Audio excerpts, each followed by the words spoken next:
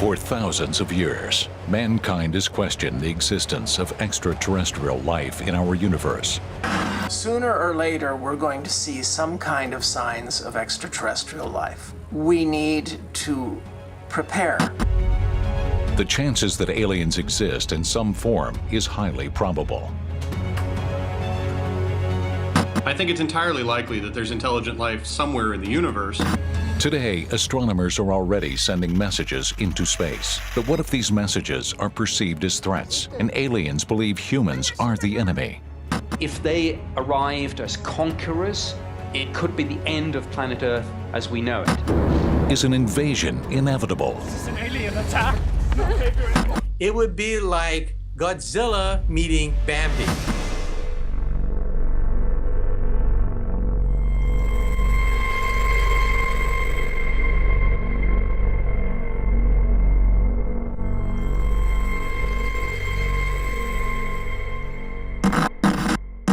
I think there's almost 100% chance that there are alien forms of life in the universe other than our own.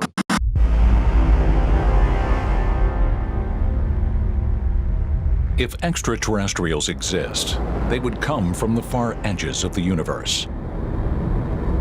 Their vast spacecrafts may already be en route to our world, and there is no way to know when they will arrive. Many think that this scenario is possible, including researcher Nick Pope, who has worked with the British Ministry of Defense to investigate UFO sightings. There's no reason why intelligent extraterrestrials couldn't already have started their journey. It could be a year's time, it could be a month, it could be a week, they could arrive later today. There's no way to determine whether they would come in peace or what their intentions would be.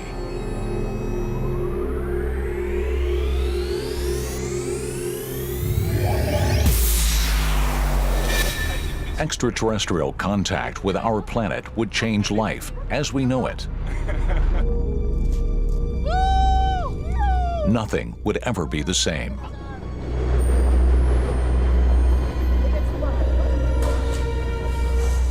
Tu fais quoi? Ah, surprise! The arrival of extraterrestrials could mean extinction for the human race.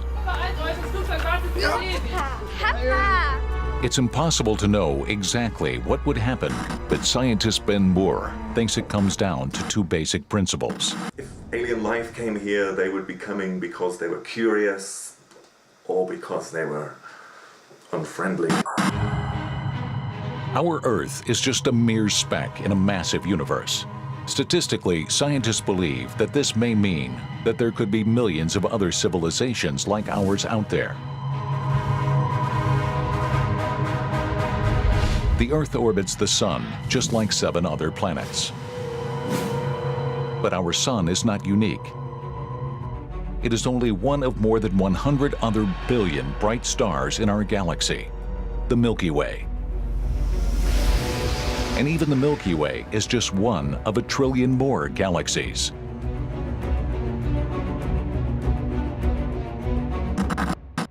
The universe is a very big place, and if you're talking something on the order of 1 trillion galaxies, each with 500 billion stars, it seems like a fairly silly notion to imagine that we're alone in the cosmos. Some scientists believe it is only a matter of time before aliens finally reach Earth. Tiens, ouvre le vin.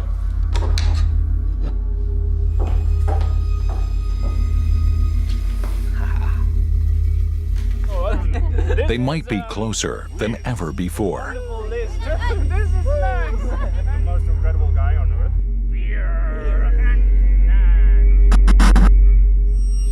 If there is life, intelligent life, other civilizations in our small part of the galaxy, we will find them in just half a dozen years or so. Does life exist in space? The answer might lie within Earth's closest neighbor, the planet Mars. Located over 34 million miles from Earth, researchers speculate that Mars is a planet that could support extraterrestrial life. In this infinite universe, the chances are that the same chemical processes that gave rise to life will have arisen many, many times elsewhere. One place that we might find life is within our own solar system.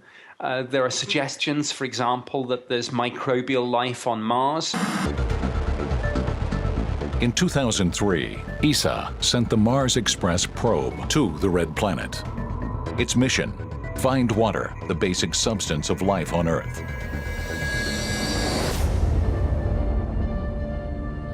The images from the Mars camera showed something remarkable: deep valleys that cut through the Mars rock. At one point in time, water must have flowed here.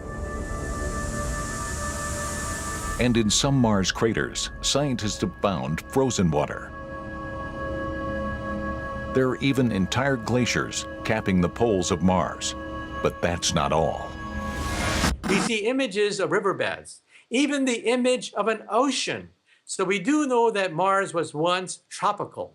It was once lush. Scientists have been able to retrace the entire history of Mars. 4 billion years ago, a gigantic sea covered a third of the planet. This water would have been enough to support microorganisms, except suddenly, the climate changed.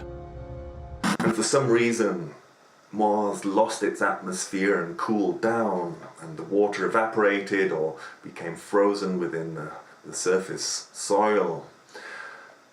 It may have had life in the past. But if just a small amount of liquid water is still present, there is still hope for life on Mars.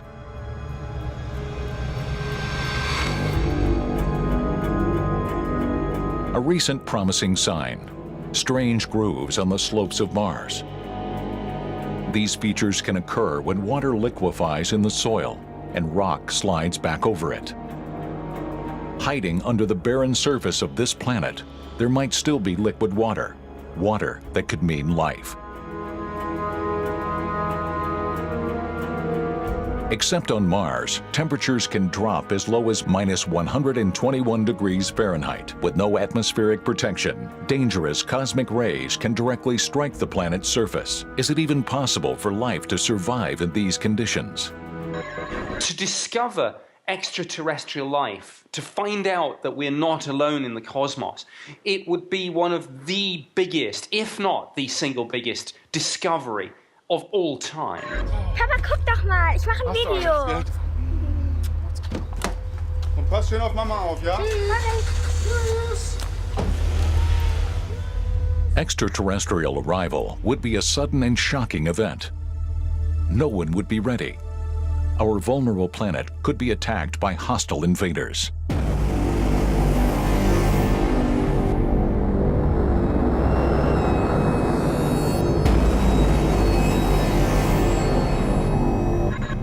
If there was an alien spacecraft coming into our solar system, we may only have a few days or weeks warning. They would be very hard to see. To answer the age-old question of existence of life on Mars, scientists take a deeper look at a continent on Earth that can mimic Mars' icy climate: Antarctica. Researchers from the German Aerospace Center are looking for extremophilic organisms, microorganisms that can handle the harshest cold.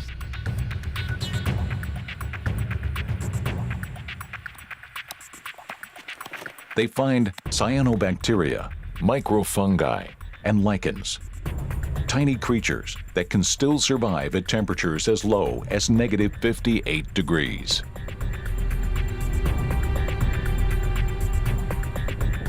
These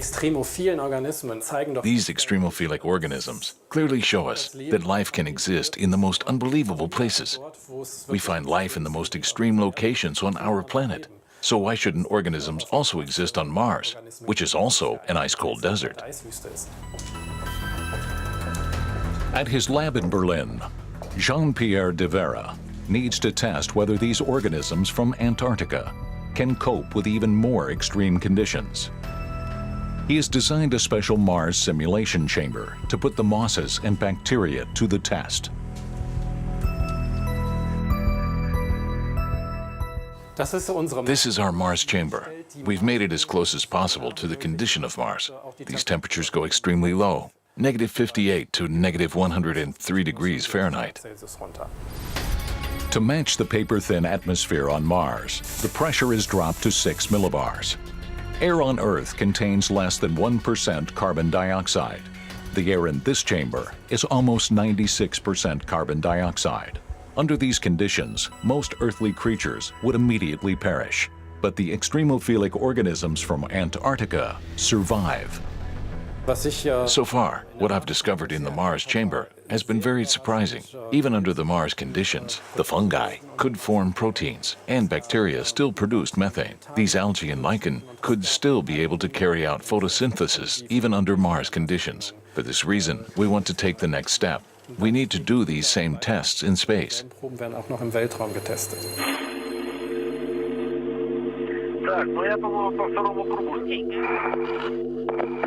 To assist with this study, the International Space Station is called into action for this unique experiment. With a risky setup outside, the astronauts assemble an experimental lab on the external surface of the space station. Several hundred samples, including the bacteria, fungi, and mosses, will be exposed to cosmic radiation, orbiting the Earth for over a year.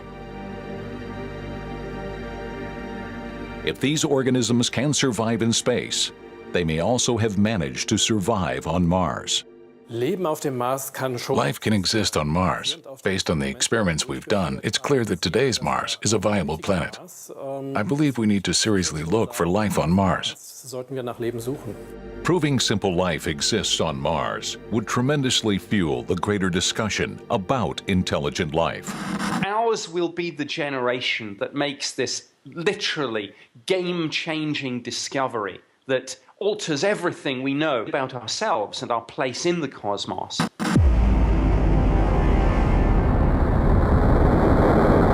But others in the cosmos may be trying to find our world.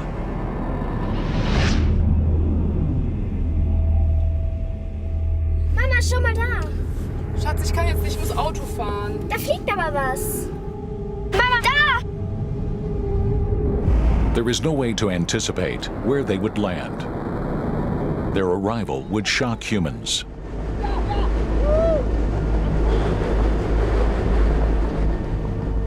Was denn? Was ist denn?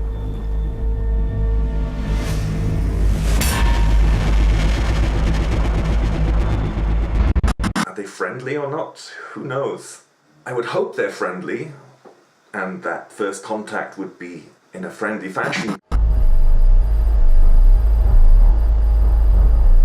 Humans need to find proof of extraterrestrial existence before they make contact.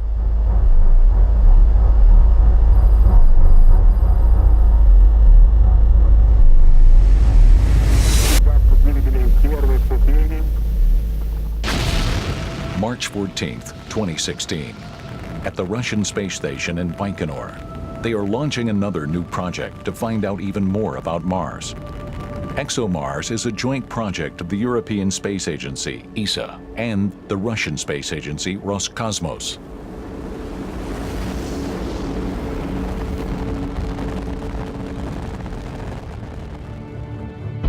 The mission is monitored via ESA's control center in Darmstadt. Flight director Michel Denis makes sure that the probe stays on course. La mission ExoMars va a une ambition d'aller. ExoMars' mission is to find traces of life on Mars. That could be life that used to exist or maybe even still exists today. Sur Mars. Since on Earth, methane is mostly produced by living things, the Trace Gas Orbiter is designed to detect methane and then find the source of the gas. Ce soit peut-être du volcan. The methane on Mars might be generated by volcanoes. Peut-être des phénomènes. We believe that those volcanoes are now extinct, so it could be produced by minerals, or it could be created by living organisms. Complètement exclu des phénomènes vivants. In the next phase of the mission, a rover will land on Mars. since cosmic radiation makes the surface itself too hostile for life forms. The rover will search for life in the ground. Protected from lethal radiation under the surface, microbes could still be alive.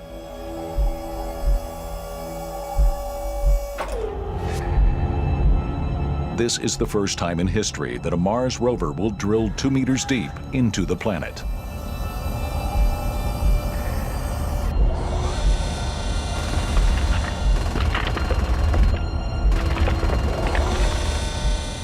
Et plus on va en profondeur, plus on remonte dans l'histoire. The deeper we drill, the further we can go back in history, increasing the chances that we will find life. Sur Mars, au cas où elle est disparue. The soil samples are examined immediately at the site. A special set of instruments on board the rover analyzes the drill cores for traces of life.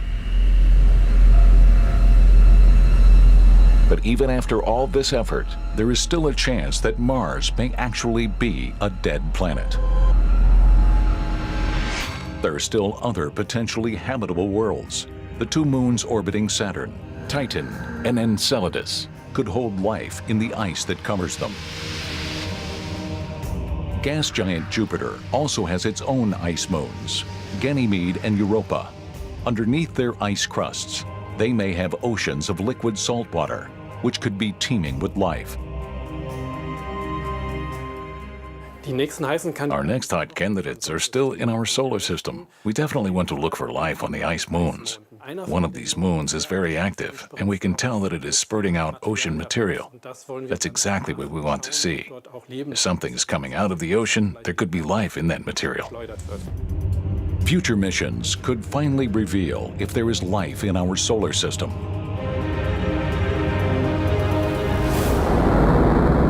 Unless highly developed extraterrestrials discover us first, scientists believe they could reach our planet. A species that had evolved for 1 million years longer than us would certainly have the capabilities to send a starship here. C'était très bon. Merci. Could these visitors be dangerous? Pourquoi tu me fais comme ça? J'ai quelque chose d'important à te demander. Qu'est-ce qui se passe? Est-ce que tu veux m'épouser? What would such an advanced species want from us? Chérie, tu fais quoi?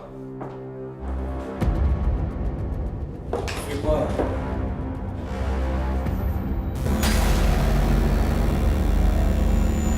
If aliens decided to conquer our Earth, would we even stand a chance? Oh, yeah.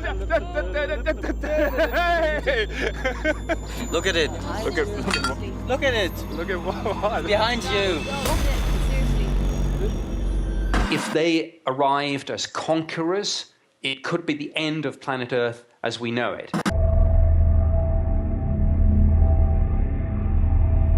If extraterrestrials arrive, they will have traveled a great distance from a planet that is very far from our solar system. How do we identify where they will come from? One man is getting closer to the answer. Swiss astronomer Michel Mayor is on his way to an observatory in France. It was here in 1995 that he made a breakthrough discovery.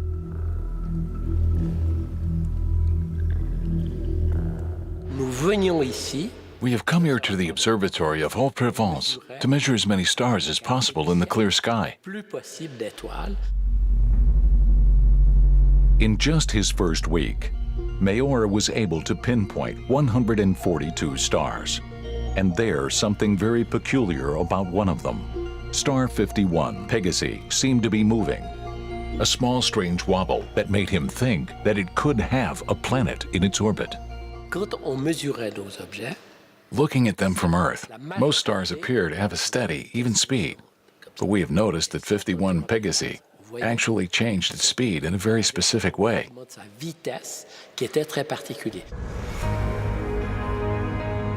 Mayor has a theory. The gravitational pull of this star holds onto a planet, but the planet itself is tugging back, causing the star to also make a small movement. Astronomers call this a change in the radial velocity, which causes a shift in the way the light of the star reaches us back on Earth. As it moves forward, it is seen as bluish. As it moves back, it is perceived as red. Mayor checks these tiny deviations in the light spectrum with his spectrograph. Mayor is positive.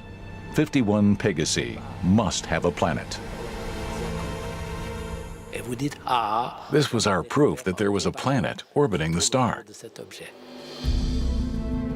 For the first time ever, an exoplanet has been identified, a planet outside our solar system. The newly discovered planet is located in the constellation Pegasus, 50 light-years away from Earth, and it's been given a name, 51 Pegasi b. This was the first time that we found a star other than our sun that actually has a planet.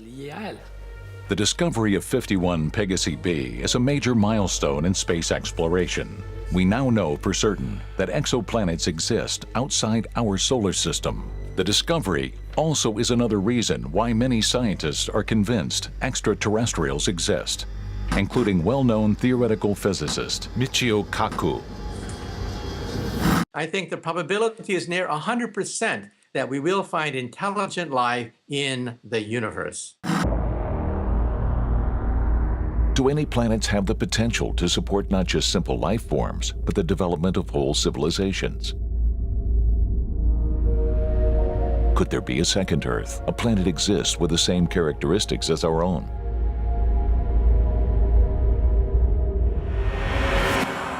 Three, two, engine start, 1, 0, and liftoff of the Delta II rocket with Kepler. In 2009, the Kepler telescope was launched into space. The telescope's main task: fly through space to search for new exoplanets.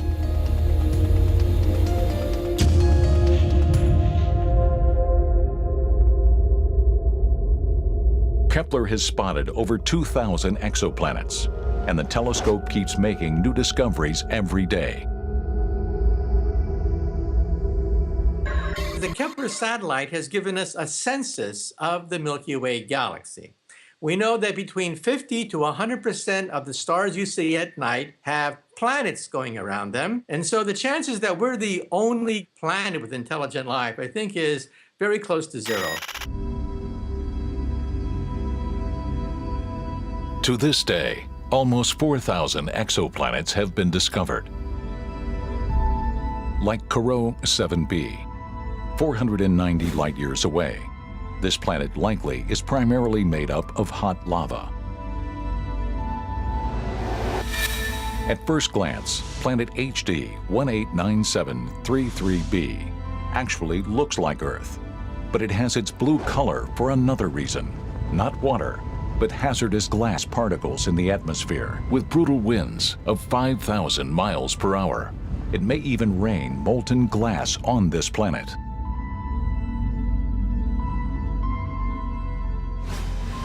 (55 Cancri e) may actually possess a diamond core. The surface is a scorching 3,600 degrees Fahrenheit, and the atmosphere of this exoplanet contains high amounts of a toxic prussic acid. Life as we know it on Earth could not exist here. A shadow Earth, or Earth 2.0. I think that's what we'll be looking at. Alien invaders may come from a place much like a second Earth. Then why would they need to come to ours? Aber da fliegt was. Ja, das ist ein Flugzeug bestimmt. Wir fahren ja auch zum Flughafen. Das sieht aber nicht so aus wie ein Flugzeug. Da! Oh mein Gott, was ist das denn? Oh mein Gott.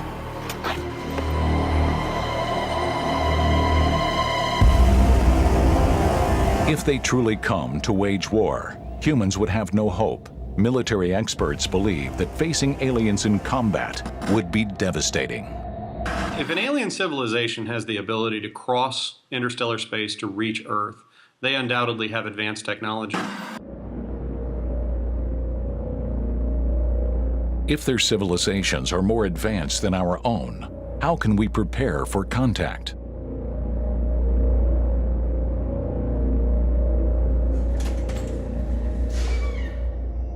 Another scientist is also scouring the skies to find a planet where life is possible. Heike Rauer is an astrophysicist at the German Aerospace Center. The big goal we have is to find planets that are similar to our Earth, habitable ones where we might be able to find life. Heike Rauer knows the key is to find planets with a solid surface and water, the two attributes that seem to go hand in hand with the existence of intelligent life. If I push the Earth closer to the Sun, it would get hotter.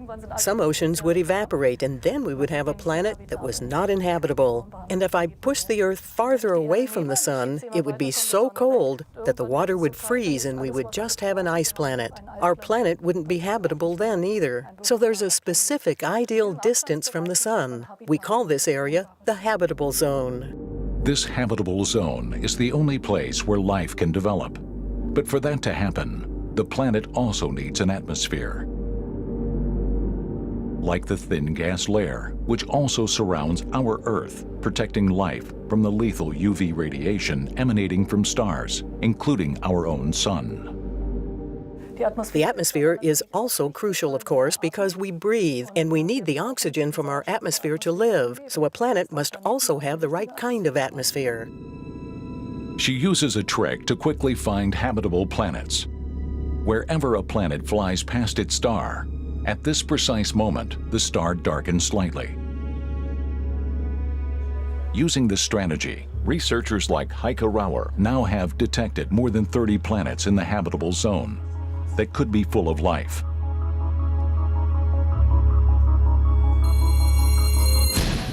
One planet looks particularly promising to researchers. Kepler 452b, a planet 1,400 light-years away in the constellation Cygnus. This planet is amazingly similar to Earth. Its star has a similar size and temperature to our Sun. For a round trip around the star, it takes 385 days, just a little longer than our Earth's orbit, and the distance to the star is just right. Getting closer and closer to finding a world very much like our own. I think it's only a matter of time now, and I think it could be staggeringly close. A new European telescope has the means to finally find the second Earth. This advanced device is called the European Extremely Large Telescope, EELT for short. By 2024, the telescope will be stationed in the Chilean desert. It will be the largest of its kind in the world. At the Assembly Hall of the European Southern Observatory, technicians test the parts that will later become the telescope's main mirror. So what we have here is the very first prototype of the primary mirror of the ELT. So we need a very large mirror, which is impossible to build today, in a monolithic piece. Close to 800 individual hexagonal mirrors will be put together to create the telescope's 40-meter massive mirror. Up to now, we've been building telescope up to 8 to 10 meters, but now we have the technology to build something which is extremely large. 40 meters in diameter is as big as the Alliance Arena nearly, and it's enormous. The scientists hope that the telescope's power will finally prove that there is life on an exoplanet. They want to use the telescope to examine the planet's atmosphere. As soon as the planet moves in front of its star, using the color, scientists can determine what kinds of molecules it contains. The ultimate proof is to identify some specific markers, some ozone, for example, some specific elements in the atmosphere of this planet that can only be produced by life, by plants, by little creatures in the ecosystem. With the new telescope, researchers are aiming to find proof of life within the next 30 years. So it's definitely in our lifetime. So in the next decade, we will be able, with the ELT, to really understand if there is life, potential life or not. Is it possible that extraterrestrials are already also watching us? Are they planning a visit? And for what purpose? Sooner or later, we're going to see some kind of signs of extraterrestrial life. We need to prepare. An extraterrestrial attack would be the greatest catastrophe in human history.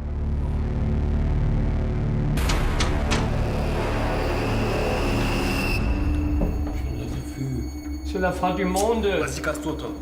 C'est la fin du monde. Is life out there like on Earth? It probably shares some of those characteristics that life on Earth has. Is there any way to predict what the invaders will look like? Some researchers believe that aliens might be extremely similar to us. I think there's a great chance that some extraterrestrials would look exactly like us. So, for example, eyes are very useful. Legs are very useful for mobility. Those things may be present elsewhere in the universe. So I would not rule out some extraterrestrials being indistinguishable from human beings. Different environmental conditions could mean that life from other planets would look drastically different. These organisms would need to endure extreme heat or extreme cold. If they came from a planet with stronger gravitational forces, extraterrestrials may have adapted and developed massive muscle to fight against gravity's pull. Small, compact creatures would have the advantage on this type of planet. Or a planet with less gravity.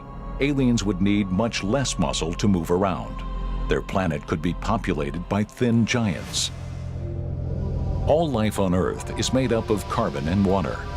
But in another world, it's possible that life developed from entirely different chemical elements.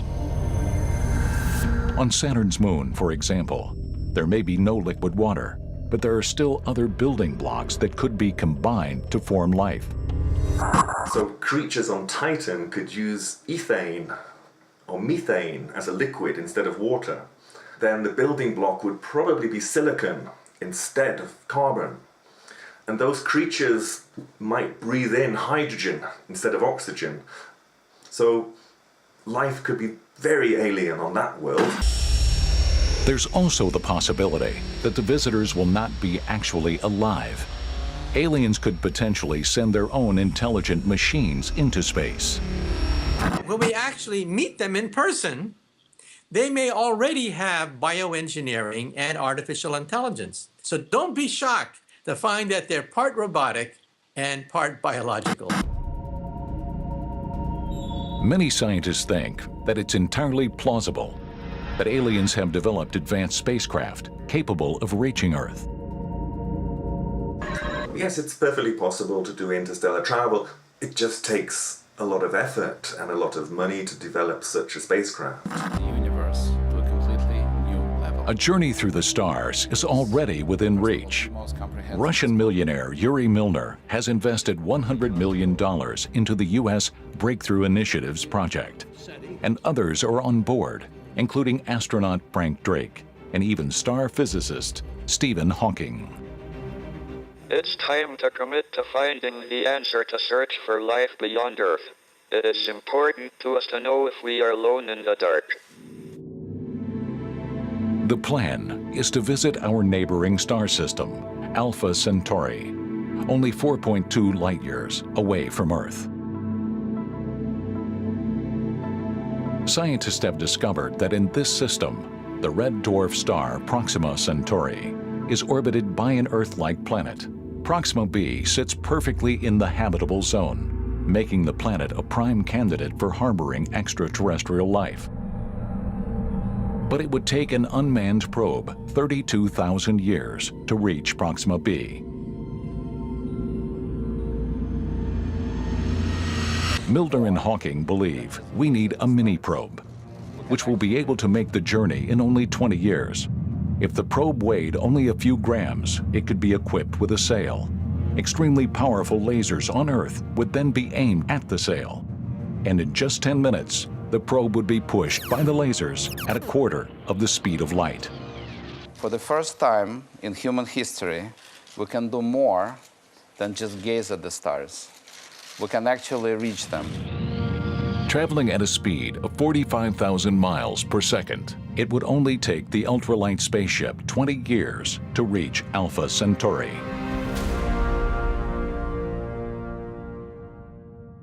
If sentient life is based upon expansion and based upon exploration, then it's entirely likely that other sentient species are also engaging in interstellar exploration. Advanced civilizations could have developed entirely different technology. Some researchers believe that the most progressive aliens can tap the energy of entire stars to create wormholes that they then use to travel through space and time. We have come from horse and cart to stealth fighter and space rocket in 200 years. Now imagine a civilization with a 1,000,000-year head start, which is not difficult to conceive of in a universe 14 billion years old. So let's not rule out the fact that if there are civilizations out there, they may come knocking on our door. Invasion by a higher-tech civilization poses a serious threat to the human race. In an attack, we would barely stand a chance. Ist es noch da? Humans would need to find shelter and safety as soon as possible. If this crisis would come to fruition, everyone would be caught off guard. But I think it's important to consider the possibility of interstellar species approaching the Earth that might be hostile, and consider what resources we might have at our disposal to allow us to defend ourselves. And time may be running out. Aliens may already be heading towards their target, Earth. But some alien hunters are more optimistic. One of the most famous hunters believes that aliens will be peaceful. Seth Shostak has devoted 50 years of his life to SETI research, the search for extraterrestrial intelligence. The American astronomer is convinced that his body of work will pay off. They're like a trillion, so that's a million planets just in our galaxy. It's like you bought a trillion lottery tickets. You know, a couple of them are going to be winners. So it just strikes me as inevitable that there is other intelligent life out there. Someday, we may be able to actually communicate with extraterrestrial civilizations, but are they already trying to get in touch with us? To find out, SETI researchers use radio telescopes, like the Allen Telescope Array in California. These telescopes can receive acoustic radio signals from deep within the universe. We point them in the direction of nearby stars, which we think might have planets, which might have life, which might have intelligent life. And we just look for signals that are coming from those directions, signals at one spot on the radio dial that would tell us, hey, you know, I don't know what they're saying, I don't know what they look like, but they've built a radio transmitter. And once upon a time, a signal just like this one reached Earth. 1977. The Big Ear Radio Telescope of The Ohio State University has its antennas aimed directly into space. Using these antennas, the telescope could capture every radio wave lying in its orbit, and suddenly it received a strange signal from space. Astrophysicist Jerry Amon was working on the Big Ear telescope. He could hardly believe it when he analyzed the recorded data. In those days, all the data were just printed out as numbers on a big printer, and he would just go through it and look to see if there was anything interesting that had happened the night before. One morning, he finds a big signal, and he gets so excited about it, he writes, "Wow," next to it. This wow signal came from the constellation Sagittarius, 200 light years away from Earth. With a 30-fold standard deviation, the signal was strong enough to be heard over the background noise of the universe, and it may have been sent out by another civilization. But the wow signal was never detected again. To this day, it is unclear if it is a result of something natural or if it was caused by something else. If extraterrestrials are sending signals to us, what would happen if they personally paid us a visit? People would respond in many different ways. Some people would literally panic in the streets. There's no connection. Okay, nobody knows what's going on. People are freaking out. Hey, Chaos and violence would strike the cities of Earth. Our world as we know it would collapse. There's somebody.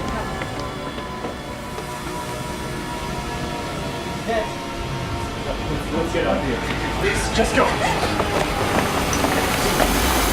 Fear, shock, panic, anger. It's entirely likely that humans would be terrified. At the SETI Institute in California, Seth Shostak and his colleagues are still looking for recent signals. The astronomers evaluate data from radio telescopes all over the world. To date, they have not found any evidence proving that extraterrestrials exist. Therefore, many scientists criticize SETI search methods. See, we look for radio signals from intelligent planets, but that's looking at the wrong frequency. Why should they use old-fashioned radio to communicate? The alien hunters have not given up. To finally get in touch with extraterrestrials, some SETI researchers think that we should play a more active role in communication. Instead of listening to distant signals, our own messages should be sent into space. If you send to some nearby stars, so they're not terribly far away, 10 light years, 20 light years, then maybe you get a response while you're still alive and can enjoy a response.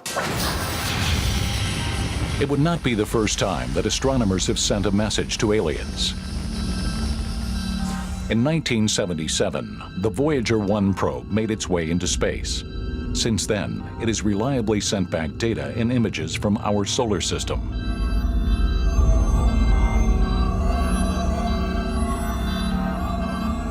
Precious cargo is stored on board.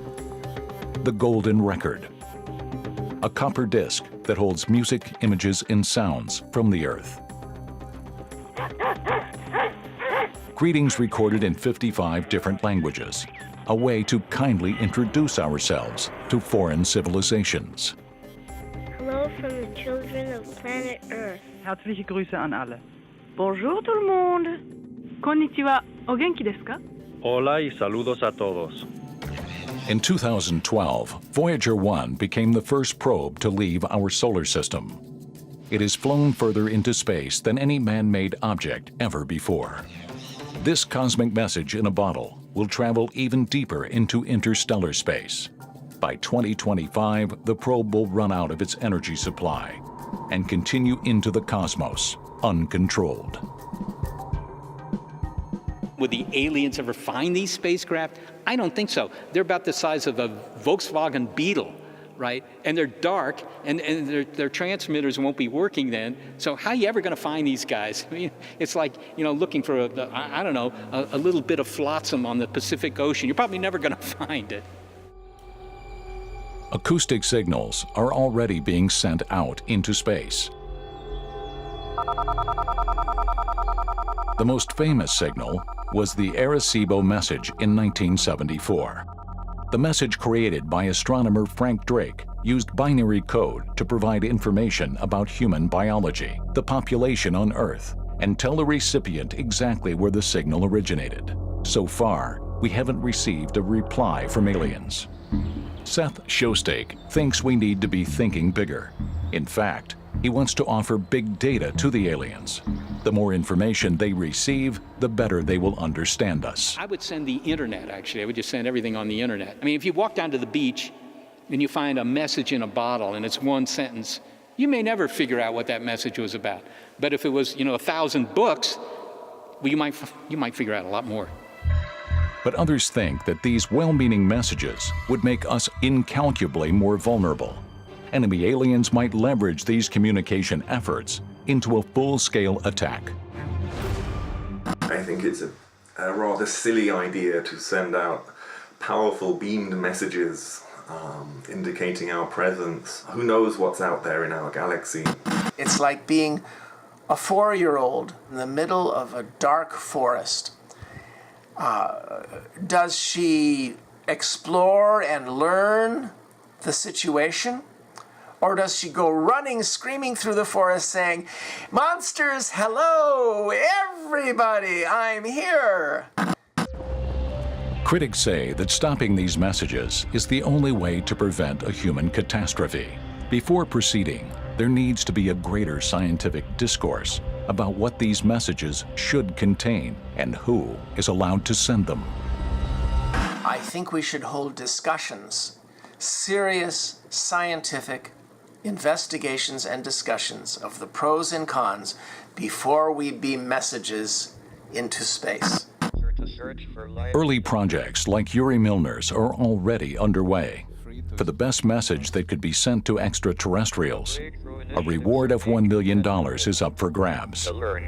Though he previously also warned against sending messages, Stephen Hawking now supports the endeavor. It is time to open our eyes, our ears, and our minds to the cosmos. If extraterrestrials received our signals long ago, now it's too late for us to hide. Any society that could do that, any society that could come here and threaten you, they've got bigger antennas than we do. They can already pick up our television, our airport radars, all sorts of stuff. So we're already telling them we're here. Pandora's box might already be open.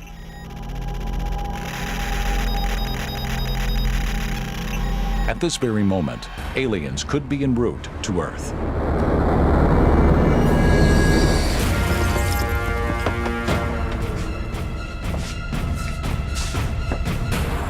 Fenster und Türen geschlossen. Die Regierung arbeitet an einem Notfallplan.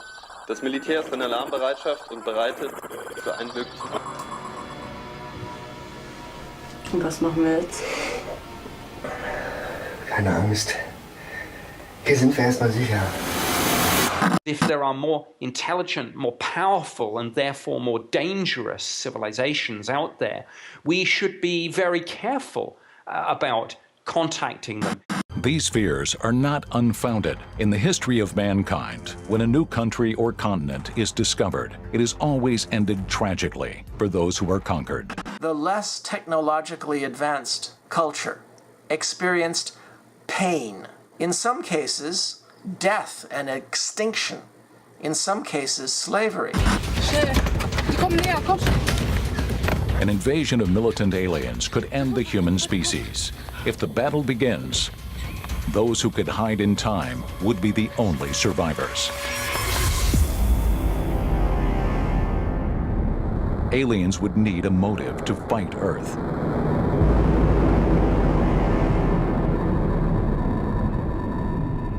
It is possible to conceive of other civilizations who are at war in the cosmos and who are perhaps desperate for new territories or new resources. And they may look at the Earth and say, this could be our new home.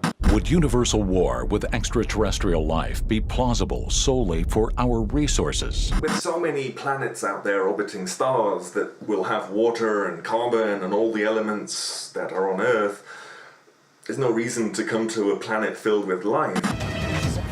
This is an alien attack!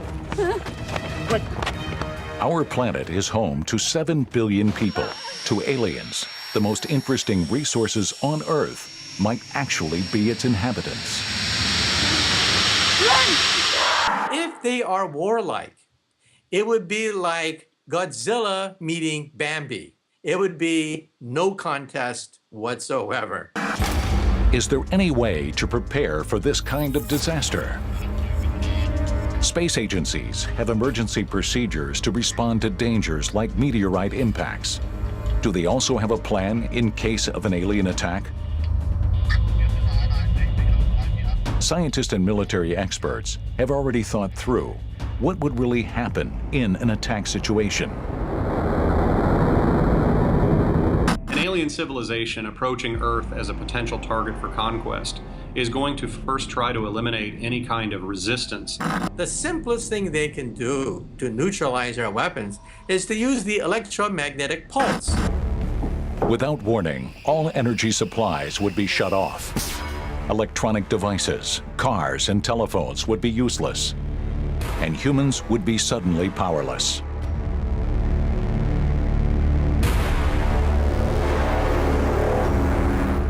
You would essentially drive human civilization back into the 19th century. Earth's largest cities would be targeted first in an invasion, and most would not survive the brutal war.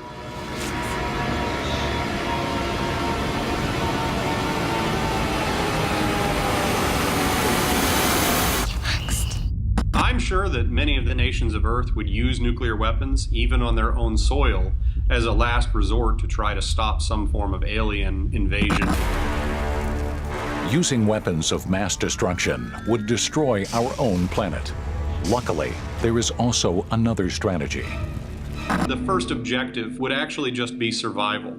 The second priority would be the capture of enemy technology and reverse engineer them. It may be possible for us to produce them in significant quantities. Even if aliens haven't planned a deadly invasion, it could still turn into war if we get in their way. And even if the aliens don't want to conquer us, even if the aliens don't want to eat us, even if the aliens don't want to plunder our natural resources, we might get in the way because maybe they have different intentions toward us. Humans would have no way to escape. We still don't know what's going on.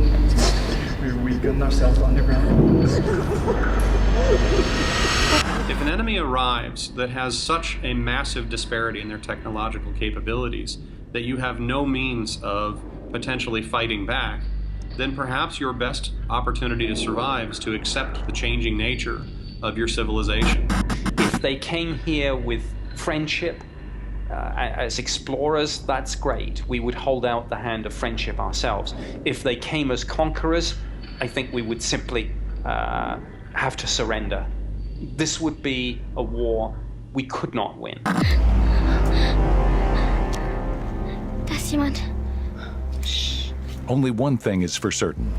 Extraterrestrials' arrival would change our world forever. The only hope is that if they do come, they will come in peace. Das ist